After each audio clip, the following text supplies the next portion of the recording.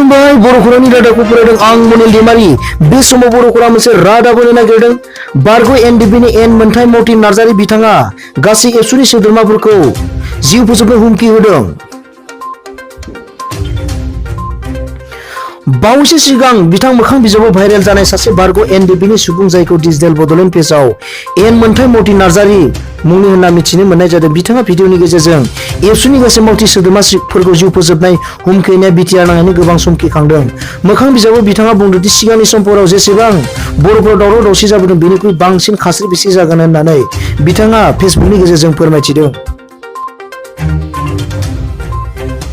आरो एबसुनि बे गोरलै गोरलै गथ'फ्रा बांद्राय खोथा बाथ्रा बुंनाङा। जुदि बिटिआरखौ पिस एकर्ड होननानै सानदोंब्ला आरो एबसुनि बे गोरलै गोरलै गथ'फ्रा बांद्राय खोथा बाथ्रा बुंनाङा। जुदि बिटिआरखौ पिस एकर्ड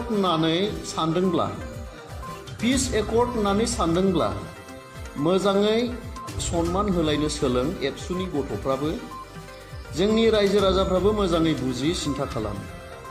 नङाब्ला थांनाय समफोराव जेरैबायदि असान्थि जादोंमोन ना, गावजों गाव बुथारलायनाय, गावजों गाव थै बोहैलायनाय, बेनिफ्राय